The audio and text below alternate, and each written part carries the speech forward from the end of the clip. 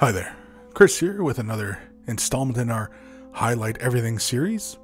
In this video series, we're going to be looking at creating object source lighting. And so to serve as our example in this video series, we'll be looking at the Vampire Count Karn Wraith. And so as you can see, the model's already been highlighted along the cloth and such. All that is left is the little skeletal bits on him. And so to give him that glowy undead feeling, we're going to be painting the bones of this guy in a source lighting, like he's kind of glowing with undead energy and, you know, what have you. And so to begin it, we're going to be using Warpstone Glow, as we're going to go with a green hue to this fella. Kind of like he's glowing with, you know, green necrofire or what have you. And so as you can see, we're kind of beginning the base coating process of this effect, and we're going to be leaving black in some areas to help kind of create high contrast onto the model. Now the paint has been thinned down slightly with water. You could use acrylic medium, but I find that water works just as fine, especially on such a small area as we're working on here. And so really all we're doing here is we're picking out the raised surface areas on the face, leaving the eye sockets dark and the mouth socket, and just basically like the inside of the cloak as well is left been fairly dark. Could have the light source beginning inside there as well, just to kind of complete the effect, but the face and hands are enough to just to illustrate our example here. So as you can see, we're just carefully picking out the bones, leaving quite a bit of black in those crevices. Later on we'll probably fill them in a little bit more, and you can see here, whereas I'm working on my way around, the paint is not terribly thin right yet, and so that's just so that we get good adhesion onto the raised surface of those areas. And it's kind of like almost like a dry brushing effect we're doing here. It's very minimal amounts of paint onto the bristles, and then we're just kind of catching the raised surface areas that around the wrist and the bones and such, leaving the black in the crevices. And so as you see, we just kind of build up the color. Because we're working with the paint in a fairly thin state, we will have to apply more than one layer. In fact, some areas will go as high as 3 or 4 times on an area just to build up a nice rich color. It also helps to think about how the object is going to glow, and which is what we're essentially doing here.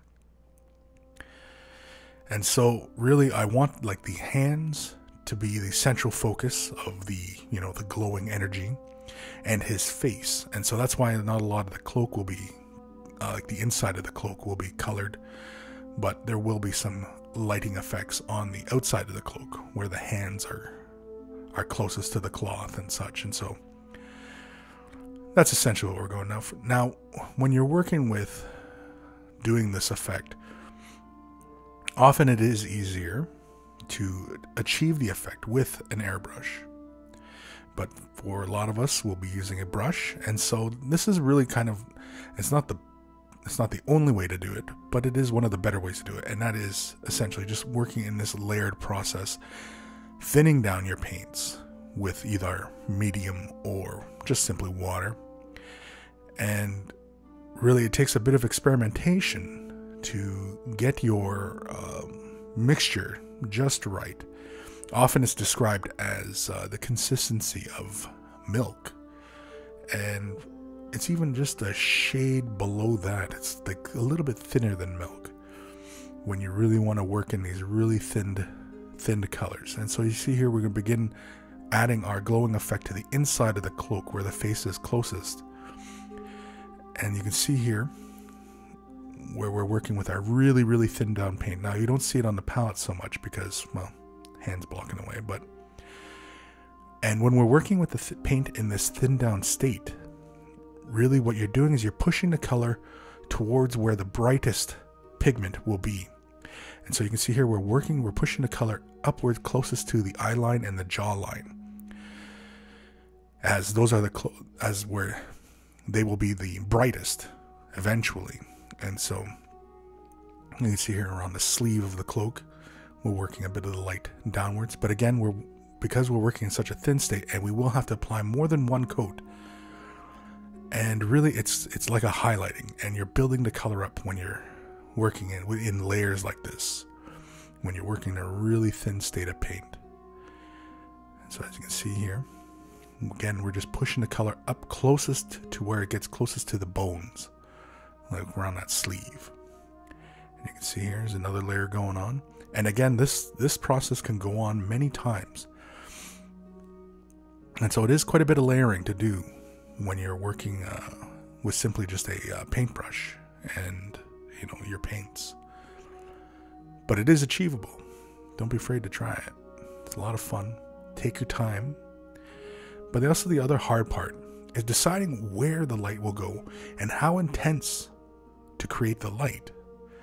And so that's a bit of a tricky question, as often it's, well, what do you want to paint it as? Like, how bright do you want to go?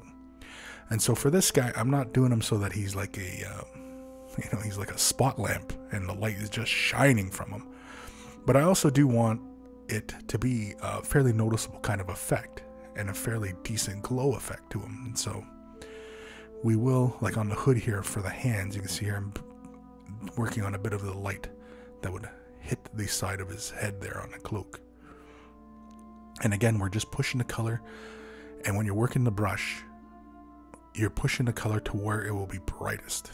And so often you'll want to start further out and then work your color inwards. And of course, if you put a little bit too much color down, then you can always dry your brush off and then draw that excess paint away, which I think we'll show an example here shortly, where I just kind of put a little too much paint down. And so you see on the handle here, now the handle is fairly bright, but the glow effect will be achieved. And so you can see here, we're just quickly drawing the paint in closer to the hands, and also the bit of the handle there where the face is kind of close. We're going to also create some light on that spot as well. And so again, you just continually work the paint closest to where your light source is. And so with the same as highlighting, and we're building the layers up, you don't go all the time, you know, where you start the highlight. And so gradually your the area in which you're working in gets smaller and smaller, just like our highlighting with regular kind of, you know, like the kind of process. And so as you can see, we just continually work in this fairly thin paint. And the reason for working in such a thin state is so that the base color will show through this layer of paint. And so as we build up more and more layers, it gets brighter and brighter. But again, we're working in less space, you know what I mean? So like if we're covering, you know, 75% of an area, then we're going 50%, then 40, 30, you know, and so on and so forth, like that, just like with our regular highlighting process. But this time we're going for a light effect, and so again, it's, you know, it's a little bit more caution. And so really the hard part about doing the source lighting is how much light should I have on this model? Well, it's situational always, you know, it's always up to you how bright effect you go. And so we'll see you in part 2.